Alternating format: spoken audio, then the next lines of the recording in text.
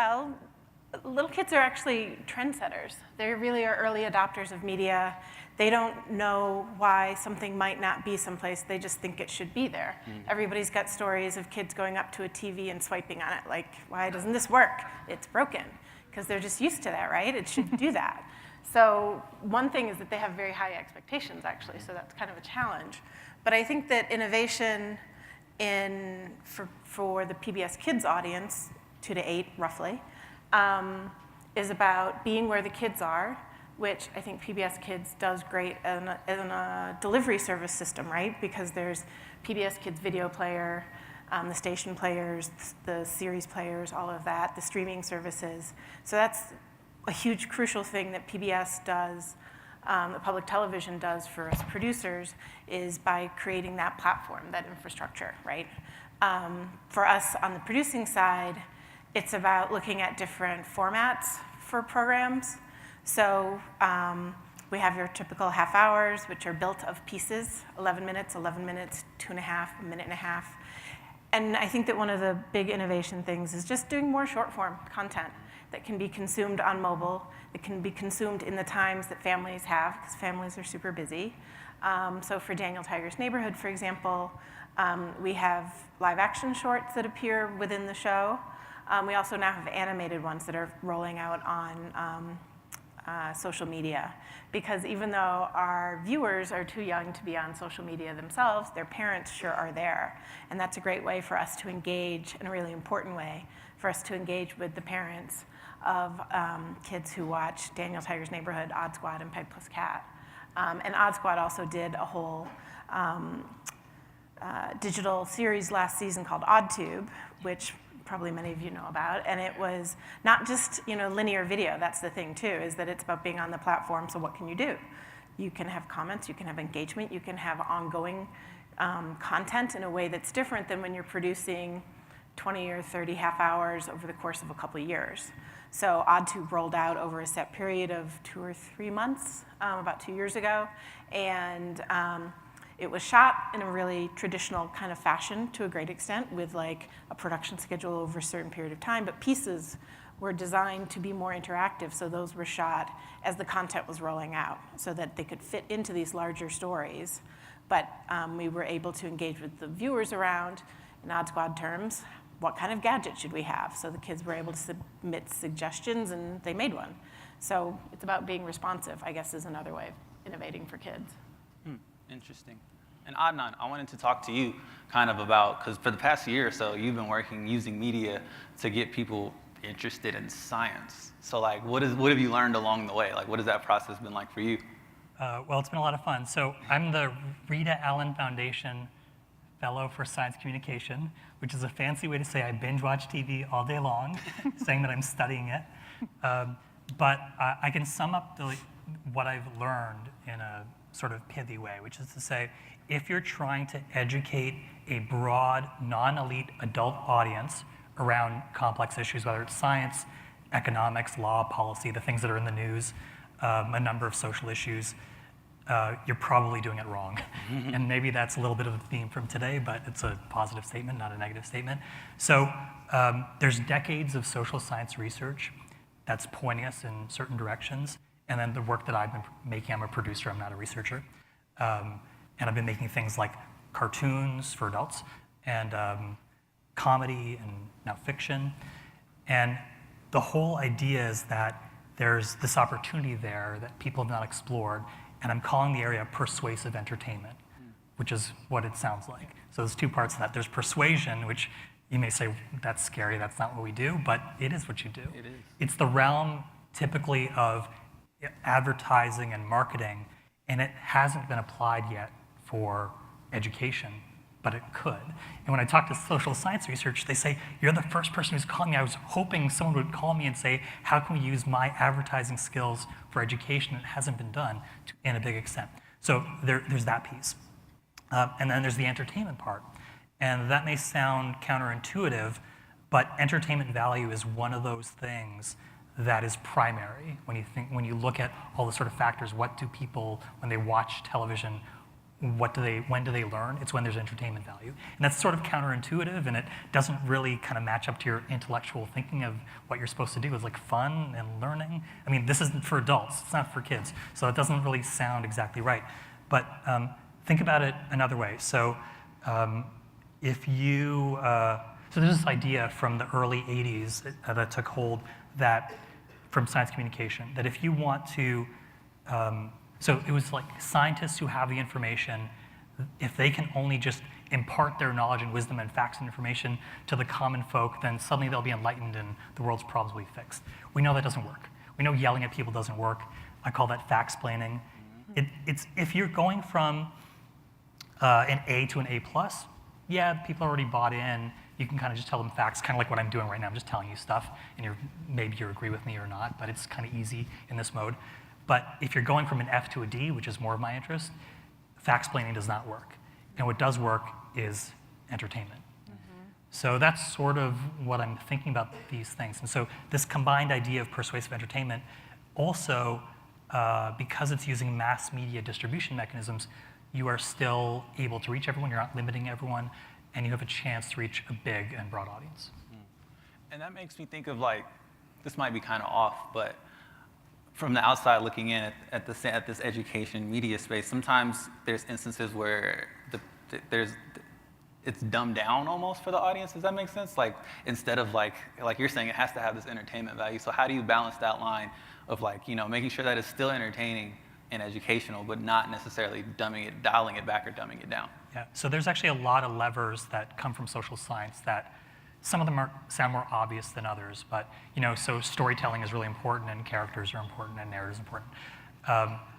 But we can simplify information without making it simplistic for people, and we can make if it's about science, we can treat the process of science as valid without having to, change it or make it incorrect. It still has to be true and valid. But there are other levers we can pull. Using humor and tapping into people's curiosity that really don't make it dumb content. Yeah. And this is just a general question to all three of you. It's kind of like, what's the importance or significance, I guess, of these new formats and this new media? Like, where, why, like what is it?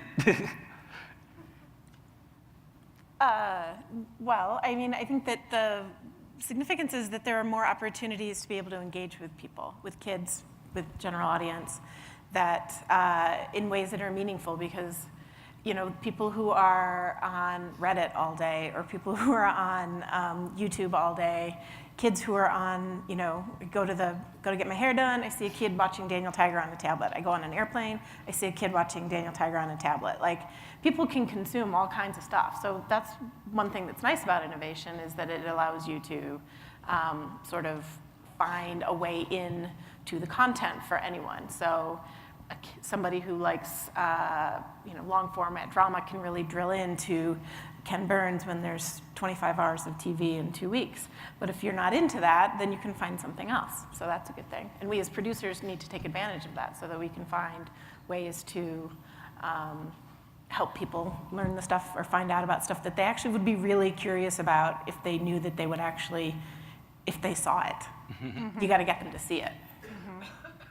I think for us, our biggest challenge was also our biggest opportunity, being on YouTube. We knew that like 90% of young people were consuming their media there, but we also knew that teachers were our allies and sort of the bridge for us to get above the noise to our target audience. We thought for a while that we might be able to just organically attract young people on YouTube, and kind of quickly realized that was going to be swimming upstream. So teachers became our greatest support. But teachers have a hard time using YouTube for all kinds of reasons. So now we really doubled down on KQED Learn, which is our website that we market and have all kinds of curriculum embedded into the platform for teachers. And that opens the door for so many more districts and teachers to be able to bring our YouTube distributed content into the classroom. Plus, it provides so much more opportunity for real engagement with the content than just being on YouTube. I mean, we also reach a general audience on YouTube. In fact, if you look at the demographics, it's only like a pretty small percentage of teens that are watching us on YouTube. A lot of millennials are watching us on there.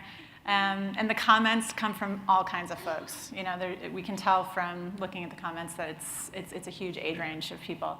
But on Learn, we're able to gather so much more data to learn about the young people that we want to reach. All their comments are coming through the filter of the classroom and through their teachers. But it's supported by curriculum and all of the media literacy outcomes that we want them to have are kind of embedded into that experience. So YouTube alone wasn't going to be the answer for us, I guess is the short answer to that question. For sure. And we got some Slido questions here. Oh, this is pretty much what I was going to ask next anyway. How did you guys engage teens and get them to trust you and provide feedback? Or us? Well, we went out to them. Yeah. I mean, I think that, and we did that through our teacher community. And I don't know that initially they did trust us. You know, they were the first to say, we haven't seen anything for our age group on public media. But I think the fact that we just kept coming back to them and asking them and then showing them the content and getting their feedback and then coming back and showing how we responded to their feedback and engaging them in dialogue about how we didn't always respond to their feedback, that over time earned their trust. And have any of you ever gotten any type of like feedback from your intended audience that had you rethink how you approach the content you create? Well, I mean, in kids media, one of the things that's really common is actually going out and focus grouping and testing with kids to say, does this work? Yeah. So the answer is easily yes, because we get lots of feedback on scripts or on animatics, and that helps craft the message and see if the characters are appealing and stuff like that. But I think that for us, that's the primary. What about you, Adnaan?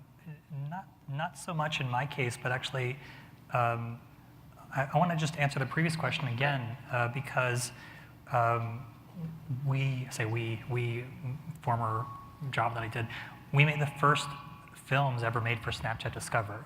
And so that was an interesting experience because it wasn't so much that we were doing like market research about what kind of content and asking people and having groups of people give us feedback. It was pretty obvious in that case. We know that the teens are on this platform, and we know they're engaged with social issues, but they're not getting that content there. So we were a hit just because we were there. And so it even ties back to a previous question about the value of the platforms. And you know the demographics of the platforms, and you can pick them to tune who you're trying to reach. And obviously the biggest difference is broadcast versus digital media. Of course, digital media is going to be a lot younger. So it's obviously the place to go first. Another Slido question. Do you think that some teens are more likely to be in your circle than others? And how do you engage the most disengaged youth? That is, yeah. That is the crux. That's like the existential angst for my team because the youth advisory board that we have are 16 students every year that apply themselves from schools around the whole Bay Area. And yeah, we've seen that because it's a self-selecting group, we have a whole process for screening them. We get hundreds of applications, but they tend to be the kids that grew up with KQED. They come from a wide socioeconomic group, but they have that brand familiarity, they're motivated, they want to get this on their college applications. It's not necessarily our mission of reaching the kids that are disconnected, that are marginalized. So again, I just think teachers are our allies for that, and creating content that they're going to want to use is our best strategy for getting it to them. But we also do targeted focus groups in the schools with teachers that we know are teaching those kinds of kids and get their feedback. But we're learning. It's not an easy process. At all. Anybody else? All right. Well, we're running low on time, so I would like to thank all of you for being up here. And taking the time to speak with us. Is there any final thoughts that any of you would like to share about anything we've talked about so far? I feel like Ellen has something to say. I see it on your face. No, that's a really broad question. There was a question up about screens before on Slido. And it was how do we get people to overcome the fear about screens and kids? And I think one thing is just through actually learning about how kids are using them and thinking about how your kid might be using screens or how kids you see are using screens. But the other thing is the fact that it's not going away. So we have to get over the fear because they're here. And how do we use them for learning, for engaging, for all the positive stuff which is possible? And just being thoughtful about things, I think is, we try to create media for those, for this medium, even though it's like, can be overpowering because there needs to be good content there. I would probably just say that there are, I didn't really talk a lot about all these levers. I'm going to be releasing much more information. It'll be open, available. I want everyone to follow this mode of creation. So there'll be fun, hopefully cartoons for people to watch and other fun things for people to see. But all will be laid out for people very soon. So. All right, everybody. Thank you again, Adnaan, Ellen, and Annelise. And that's all our time.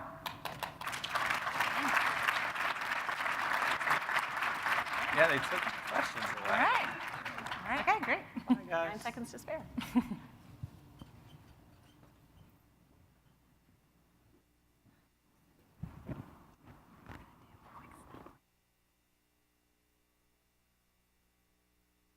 Everybody, we're going to take a quick snack break. So if you need to nibble on something, we're going to do that right now. So they're going to be brought in here. Oh, you don't even got to go anywhere. The snacks are going to come to you. So stay tuned. I'm just going to stay up here, I guess.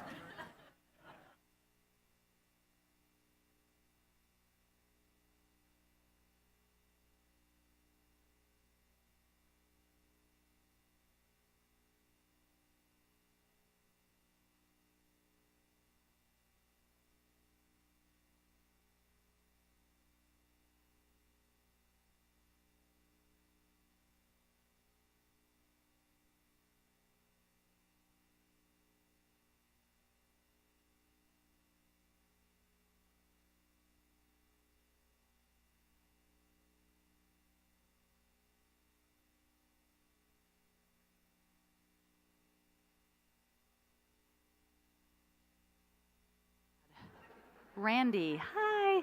Hey everyone, I'm so sorry. So the snacks are being brought in. It's such great news. You do not need to leave. Of course, the restrooms are, but the snacks are being brought in. We just needed to get some sugar in everybody, and then we've got just 2 more sessions after that. So don't feel like you have to leave. A whole bunch of great local snacks are being brought in. Thank you. Thanks, Randy.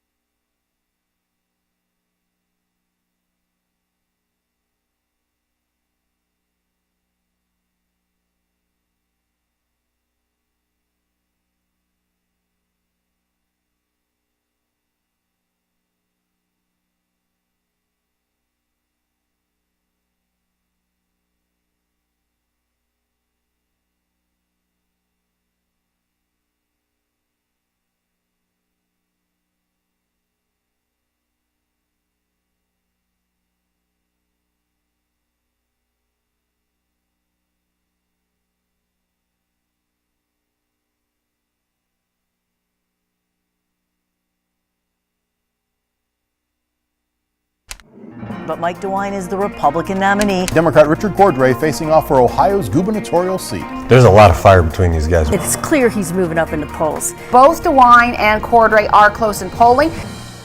How do you get 16 to 26-year-olds across the entire state of Ohio together with the leading candidates who want to be Ohio's next governor?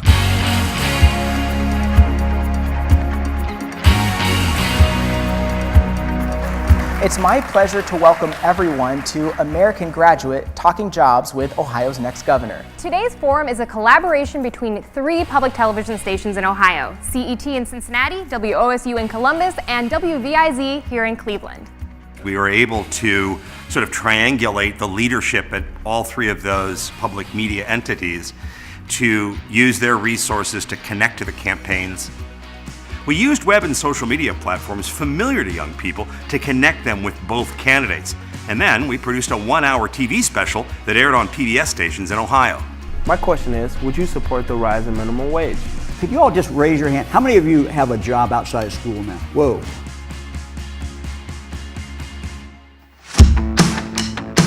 So we did this coordinated engagement plan across the state of Ohio, and we made sure that there was an opportunity for young adults to view these forums and participate. If it weren't for that, then I don't think we would have had the level of participation that we did across the state. Part of it is the economy. We have to have an economy that's growing.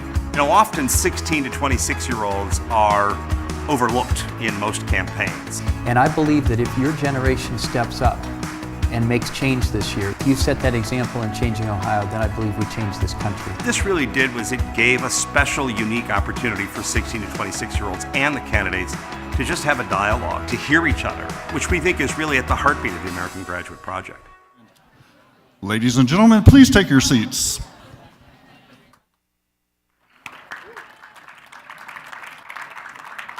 Please take your seats.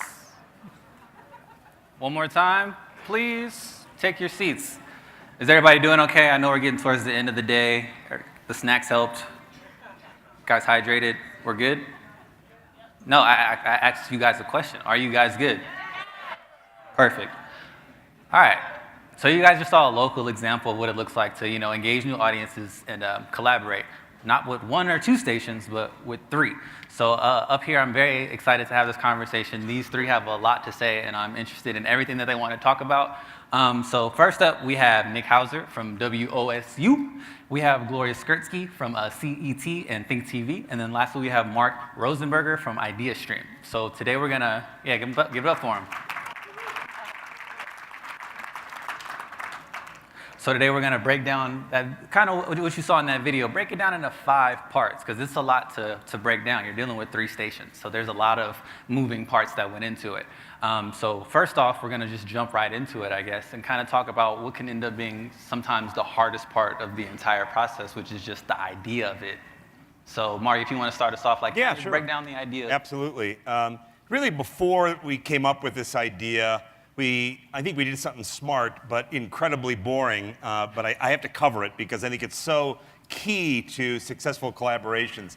And that is, we all kind of got together after the funding came through for 3 different entities in the state, in Cleveland, Columbus, and Cincinnati. And then the idea of us collaborating together. So we're really the only statewide collaborative involving different stations in the American Graduate Project, the current one. And we decided, before we start to ideate, before we start to try to get creative about what kind of a big splash we want to make in the state for workforce development and American graduate themes, we need to figure out how to organize ourselves. We need to figure out how to talk. We need to meet each other. We need to build relationships because we realize that some collaborations are built on legal documents and agreements of one stripe or another. I think we all felt that really relationship building, getting to know each other, and just developing threads for communication and decision-making was absolutely important, and then we could start to ideate and do some good work. Because remember, the funding that came through was not only to do individual station projects for our own communities, like in Cleveland, Northeast Ohio, WSU, Central Ohio, CET, and more Southern Ohio, but also together to do some statewide projects. So we met and sort of converged on Columbus because that's the central location in Ohio. So WSU has to end up always hosting. So thank you, Nick, for doing that. You're always welcome. And thank you for paying for all that. That was Tom. And then we really met in March of last year and really kind of set the bedrock for all of that. And then we started thinking as we were looking forward to the American Graduate Kickoff meeting in St. Louis at the 9 Networks, which was fantastic. We all started kind of thinking about, okay, we know we got to do some things individually, station by station, but we also have to come up with we want to come up with something big. We wanted something kind of state earth-shattering, if you will. And that's when the ideation kind of started. And we started thinking really along 3 key challenges for that idea. One of them was, how can we come up with relevance when we know that things like workforce development have unique and different properties depending upon where you are in the state? It's an issue across the whole state, but some of workforce development issues that folks in the Cincinnati area are dealing with may not be exactly what the people in Northeast Ohio or Central Ohio are dealing with. So that was the first sort of thing that we had to think about and respect. The second thing I think we had to think about was stakeholders. We wanted some sort of project that spoke to 16 to 26-year-olds, that elusive group that is almost impossible to reach, as well as their influencers. So it might be parents, it might be grandparents, it might be guidance counselors, teachers, adults in their life, it might be brothers, sisters, who knows who those influencers are, right? And then finally, leadership, whether that's political, certainly companies, industries, organizations, because you can't have jobs without those.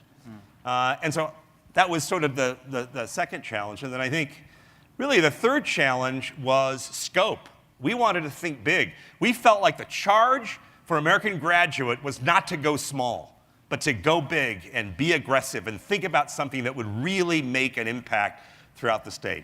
So we started thinking about that, and we thought, how can we build this spotlight around American Graduate, workforce development, skills gaps? You all know the primary goals and issues within that project.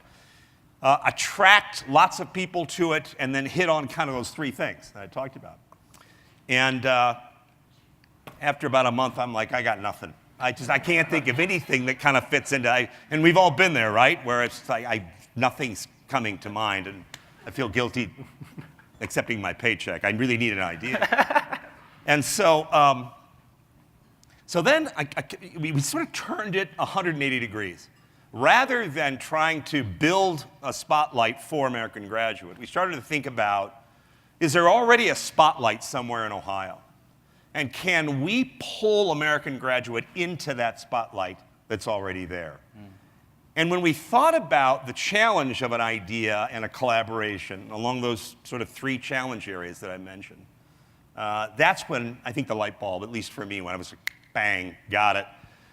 John Kasich was the governor of Ohio. You may know that name because he ran for president. Very popular, but he was term limited. And so we knew that there was going to be a new governor. And even back in April, when we were meeting for the kickoff meeting last year in St. Louis for American Graduate, we didn't know who the final candidates would be, the major party candidates, but we knew it would be a very close race. And probably a gubernatorial race that would be the most popular and followed throughout the nation in political coverage. There's our spotlight. I mean, it's ready-made. And then when you think about it, wait, if you're running for governor in the state of Ohio, you've got to talk about jobs in the economy. Well, there's another fit. That works great. And then is there something we can build around all of that that will hit those different stakeholders? And that's, and to be honest with you, about the time that we met in St. Louis, in fact, as we were going through the great meetings that we had, the kickoff meetings in St. Louis, started playing around with that in our heads. And then literally the day that meeting ended, we were all sitting in the lobby waiting to go to the airport to fly back to Ohio. And we're just like, hey, let's just talk about this idea. We got to start thinking about a big idea. And we started talking about that idea, and I think it's safe to say, you guys correct me if I'm wrong, that we all went home going, that just might work. That just might fit the bill for what we're trying to accomplish. I don't think it took that long. Really? I think we knew on the spot, that's it. That's it. Yeah. That was the one. Yeah, so then it really became, remember, we had set that important foundation for collaboration. How do we take advantage of that infrastructure that we kind of built? Yeah. Again, not terribly sexy to do that, not terribly exciting, but really important work. Okay, we got this idea, and we had organized ourselves into different subgroups. So we had digital, we had marketing, we had development, we had administration, production, education. So we kind of took the idea back to those groups. And again, these were groups that were made up of people from all three stations that said, what do you think of this? Start throwing stones at it, improve it, play around with it, let's, and then the ball started rolling. Kind of continuously building Yeah. on it. Yeah, definitely. So Gloria, I wanted to ask you, so like, how does that lead us to our next step, part 2 of engaging the candidates themselves? Like, what is that next step? Like, how did that work? Sure. Well, we instantly realized that this was a great idea because it was capitalizing on a very, very high-profile event. So then the next question was, all right, how do we make a plan and come up with something that's concrete enough to even be able to present to the candidates? So we started working through all the usual project development kinds of questions, like, okay, what exactly are we going to do? Where are we going to do it? Who's going to host? What are we going to call it? All the kinds of things you would normally work through. But a couple things about this process were really different. One was that this was not broadcast. This was some new digital format connecting students virtually from across the state with gubernatorial candidates, making it possible for them to ask questions and so forth. So we knew there were a lot of unknowns that we'd have to figure out. But mostly what was different and kind of challenging at the beginning was, as Mark said, we had sort of a 3-tiered communication and decision-making process spread out across 3 stations that are spread out across the state. So, because our general managers were very involved in the beginning when we were formulating everything, we had project leads, and then we had these work groups that Mark was talking about. So how do you loop back through all these groups and make sure that everyone's on the same page and that what you arrive at finally is what you want to arrive at? So that was a very, let's say it was not a quick process because we were also in that getting to know you phase. We had some of us had known each other for a while, but we never actually worked together on anything before. So we're all trying to figure out how does your shop work? What exactly does your title mean compared to my title? All of those things. So we're working through all that at the same time that we're doing the project development. But in the end, it all came together. And I will say that also sort of in that early project development, we kind of ran into our first 2 challenges and the solutions for those that kind of helped set the tone for the collaboration. And one is we had gone into this sort of assuming that we would have this event in Columbus. It's the state capital. That's where the candidates are. Why not? Yeah. Mostly, yeah. And WSU is there. Well, of course, it just turns out that this is the year that OSU is building an entirely new facility, so their facility was not available, and as we checked around town, nothing else was available either. So by the time we had run down all those leads, it was getting to be kind of short on time. So at that point, VIZ steps up and says, well, in Cleveland, we just happen to have this studio that is configured like a theater. It can hold 200 people. It can meet all of our production needs. And the candidates go to Cleveland a lot, so we could do it there. So I don't think it took us very long to agree that that was the best solution. Meanwhile, right on the heels of that, I think Mark looked at the production calendar and said, yes, we can do the live forum, but we really can't do the broadcast piece. This was not live to tape. We were going to completely re-edit the forum with some different host wraparounds to make the broadcast. And given their schedule, that was not going to be a fit. So at that point, CET and WOSU said, we can do the broadcast. And I think so that, it went. I think, excuse the interruption, but I think that's really important that as collaborators, you have to learn when to say, yeah, I can do that, and no, I can't do that, or we're not capable of doing that. And I think having honest, it sounds sort of like, yeah, that's real basic, Mark. Tell us something we don't already know. But when you try to put that into practice, sometimes it can get in the way. Sometimes you don't really want to share with your partners exactly what you're thinking or what you're feeling. For example, another great example is Gloria called me and said, look, if we do this in Cleveland, I think it's really important that this forum, these digital forums, don't feel or sound or look like they're being done only by IdeaStream in Cleveland. Fair concern that she raised. And I need to be open and honest with her and say, boy, you're right, because this would be just another production for us. You know, we'd hand it off to the capable producers and production staff, and suddenly, uh-oh, the IdeaStream logo is omnipresent throughout what is really a collaboration between three stations. But raising that, I think, was a really important thing to do. In other collaborations, there may not be people willing to even say that. They might either assume that someone would be sensitive about that, or I'm not going to bother to bring it up because I don't want to start a fight. And we all work differently, and that's something we learned. You know, it was frustrating at a time. Did you guys have group venting sessions after phone calls and stuff like that? Yep. We never had those. Oh well, we had them in Columbus. Perfectly got along. So you know, it was a good lesson. It got us out of our comfort zone as 3 individual stations. Yeah, and so what we found out early on is that whenever one station ran into some kind of a roadblock because of just timing or resources or whatever, generally speaking, 1 or 2 of the other stations could come up with a solution. And it also sort of established the precedent that we could each take the lead in a different area at a different time. So even though we planned things together, we didn't do everything together. Yeah. And we've kind of figured that out of necessity. It wasn't by plan, really, it just kind of happened very early on in the project. And that was kind of the way things unfolded after that. I feel like you were going to say something. No. Oh, yeah, so you're going to say something now, because we're going to talk about part 3, which is, you know, the digital forum, and, you know. And now you have to talk. Yeah, you gotta talk. So digital forums, and then, you know, engaging the audience and finding that audience. So can you kind of just talk about that? Well, that was kind of scary because we were doing this during the school day, so we had to really get in with the State Department of Education, teachers, guidance counselors, career schools, and really make those connections. And we were able to do that. We were able to get teachers to eliminate whole blocks of the day to get their students to watch this thing for an hour and a half, and it was really great. But the thing that we were really concerned with was making sure we had questions ahead of time. We needed a safety net to make sure that we didn't get these 2 candidates with precious time and not have anything for them to answer. You know, teenagers can be a little unpredictable sometimes, but give them credit. We got over 100 questions in the beginning, and then throughout the entire event, it was rapid fire. We kept getting questions after questions after questions. They were very thoughtful. They were about jobs. They were about social issues in the workplace. They were about education, access to education and affordability.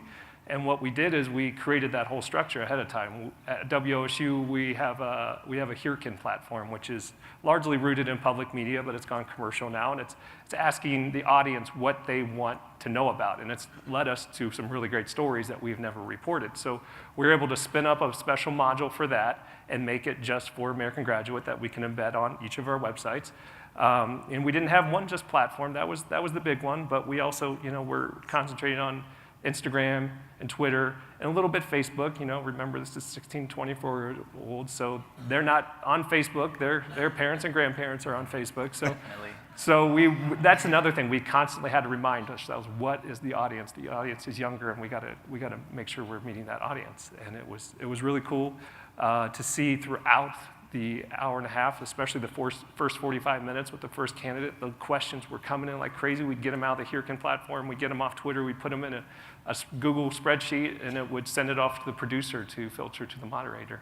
And it was rapid fire there for a long time. And that structure was really important because as the producers started to work on, remember, this wasn't a debate, these were 2 separate digital forums back to back, one with one leading candidate from a major party, and then followed a very brief, like 5-minute, and then boom, the second one.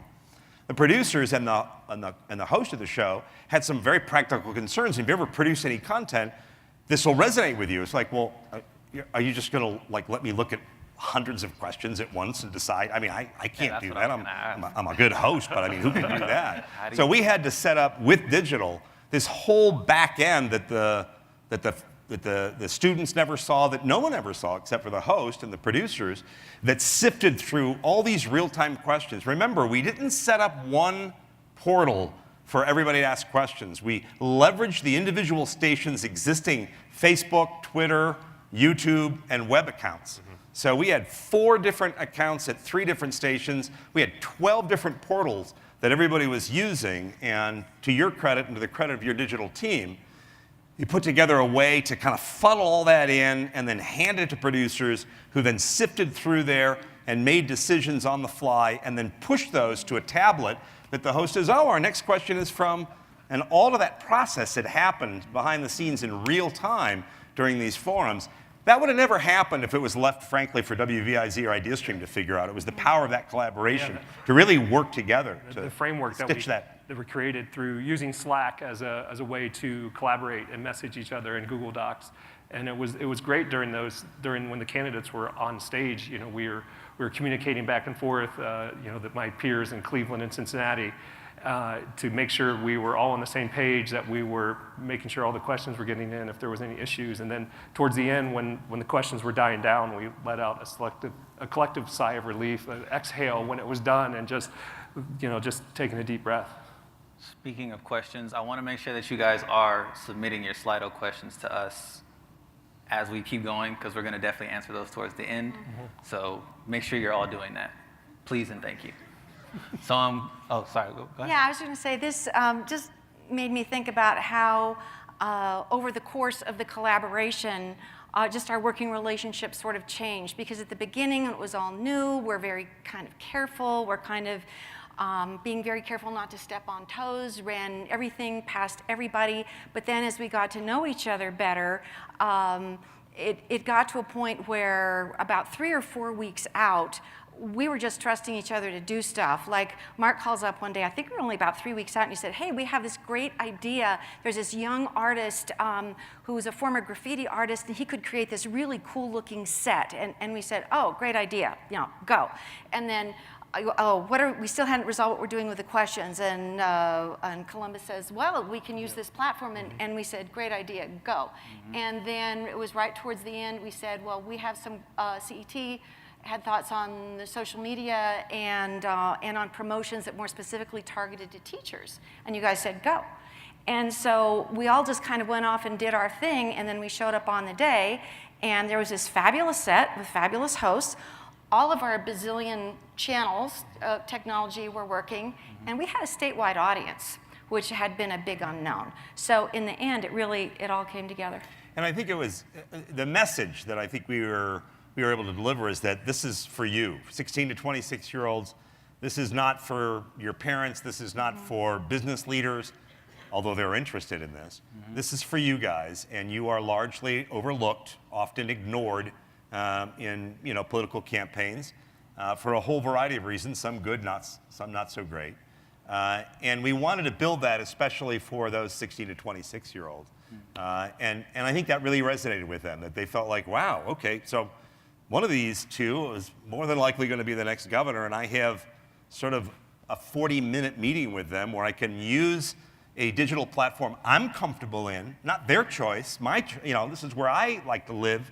And that was the dream. We wanted to kind of set this up to create a dialogue and interactivity on their terms, on their platform, when they could do it. So that's why we did it during the day rather than prime time. And then we got over 361 questions, and some of those breakdowns were those cities that we had the most questions from weren't even in our coverage areas collectively. So we were able to get a statewide audience beyond our broadcast signals. Definitely. And I wanted to kind of, go to step 4, which is the actual broadcast and kind of the whole process of that. So who wants to take that lead? I'd be happy to talk about it. I probably talked too much already, but so we did 2 digital forums with the candidates that were not broadcast. And I have to tell you that just getting the producers in our shop to understand that these weren't broadcasts, these are digital only, intentional for the digital space, because everybody kept talking about, the TV show we're doing with the 2 candidates. Like, it's not a TV show. It looks like it, but it's not. Then what we did was we recorded those individual forums, and then we took all that raw tape and basically put it into the very capable hands of producers who kind of converged, one from Cincinnati, one from Columbus, in Columbus, and with an eye towards obviously balance and time. In fact, I think the whole goal was to create a highlight reel of these 2 forums, so that we could show it to the influencers and the business leaders and say, hey, look, the 2 leading candidates. This was right before the election. This was literally, we broadcasted this a couple of weeks before the general election last fall. These candidates participated in a forum willingly, and this is what kind of transpired. This is what your workers of today and tomorrow are interested in, or worried about, or concerned about, or challenged about. And these this is what the next governor is thinking and saying about these kinds of things. And so It really took a deft hand, particularly journalistically, because we wanted to make sure that we were true and honest to the thinking of the candidates, but we had to boil that down into something that we could all air during prime time before the election. Speaking of the candidates, the candidate that won commented it was the best event he was at the entire campaign. Yeah, Mike DeWine, who ended up winning by a very slim margin, reached out to us afterwards and said, you know, we really, of all the events that he did, and he did many, many different events, he enjoyed that one the most. I think for a variety of reasons, not the least of which was it was really authentically something that was designed for a different kind of audience that he had been talking to. Yeah, the candidates only did 4 joint broadcast appearances. There were the 3 debates, and there was our forum. And I'm convinced that they never would have agreed to it had we not been able to deliver a statewide audience, which is an argument itself for collaboration. Right. All right, I had a follow-up, but we're running low on time because I was gonna ask, because I have like a logistical question, kind of, because like you've all talked about the challenges of 3 different entities kind of coming together, but like I'm still trying to wrap my head around that personally. So like, if anybody would want to kind of just elaborate a little more, you got anything you would want to add to Our that? big one was the stream. How are we going to get the stream from, from the different websites and different platforms? And we were able to feed something through YouTube, through Cleveland, all the way down with live captioning and cross-posting of Facebook videos. And it really was something that we really had to sit down and wrap our heads around, but we pulled it off, and it was And I will say that even though they weren't an official subcommittee in that kickoff meeting, our engineering teams and our technology teams from the 3 stations spent a lot of time sort of mapping this out and planning it and testing it, by the way. There was a full test a couple of days beforehand to kick the tires to make sure everything was plugged in properly. All right, and as far as part 5 of this 5-part process, what's next? Like, where do we take it from here? I think it really sets the groundwork for more projects, especially collaboratively. Ohio, we have a very high opioid epidemic, a lot of opioid overdose deaths. So I think we can set the stage and work together with that. We've started a podcast called Rivet. It's available wherever you get your podcasts. It talks about workforce development and new paths to careers. And the first season just wrapped up at the end of December, and we got the second season in planning. Dope. And we're also, we just made a decision about a month or so ago that we're going to pursue the creation of a documentary together that will air later this fall. It's hard enough for one station to do a documentary. You can only imagine 3 stations working on a documentary. And so what we decided was to commission one person from each station, a capable producer who has documentary experience, to work together to do a documentary. And the premise, the working title is The College Myth. We're not going to call it that because we think that might mislead folks. But the idea behind this documentary is to explore other alternatives, other pathways besides college to good career and career planning in the state of Ohio. And we think what that will do is it'll serve as a great documentary that will air, it'll get statewide exposure. We'll build discussion groups with lots of different constituents around that. And then we're going to break it up into bite-sized pieces, stick it on digital with some other content that we hope then we'll reach guidance counselors, students, obviously, teachers, and we'll have a pretty long shelf life, at least 3 or 4 years. And I think this is something we can also work with not only statewide, but very much back in our communities, working with our community partners, because they're looking for something they can take to their groups. And as Mark said, have it be a vehicle for screenings, town halls, parent group discussions, that kind of on-the-ground community work, which the first forum was all about digital. We want this one to be about being on the ground and out in the community.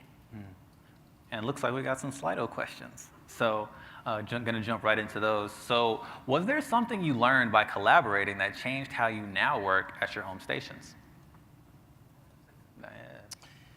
Well, I'll say that collaborating takes time.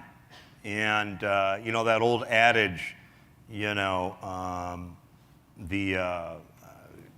what is it? The sum is, or the whole is greater than the sum of the parts. I think the return on the investment with collaborations takes time. So in the first, quarter of your collaboration, it's going to feel like a heavy lift without a lot of return. And then you're going to start seeing some of that return. And it's important to set back and sort of reflect on that. And so I think one of the things that's taught us at IdeaStream is as you collaborate inter and intradepartmentally, particularly on new projects, give the return on the investment of that collaboration the time it deserves. And focus on the mechanics of that collaboration and how you want it to work before you expect to see the fruit that it will bear. I think in our shop, it also just helps show how important it is for people to be able to have contacts with colleagues across the state. Like our social media person, I was just talking to her today. This was just a great experience for her, especially during the live forum, and she's connecting with all of the other digital team members. She said, I always work by myself. And so now she has colleagues who do what she does that she's now connected to across the state. And I think that kind of thing is just going to really inform our work going forward. And building a network. Yeah, that's what I was going to say. The biggest thing for us was being able to talk as digital peers across the state. How we measure key performance indicators for analytics and how we do stuff on digital first projects. Awesome. Oh, next up we have, what are some of the pitfalls that you guys found, and what did you learn from the audience's response?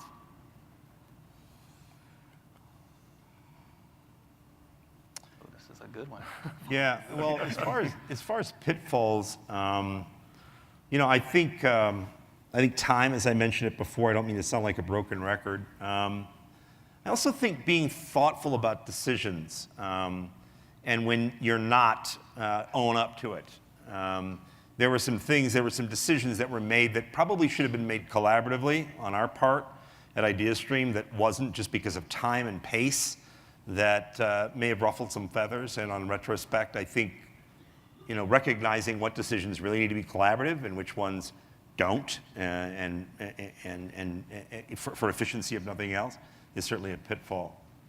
When we were getting some of the questions in, we could tell that maybe this wasn't towards or by the target audience. So we really had to try to think about how we were making sure we were positioning that to where the target audience is, and not get some questions from some older or angry voters that wanted their question in front of the governor. So that's something we tried to work on. I think we did a pretty good job of it, but or filter those out if we could tell they weren't from like young adult audience. And I think, I don't know if it's a pitfall, it might be just sort of a lessons learned, hindsight's 20/20, but I would have loved to have had about twice the time to do the engagement before the actual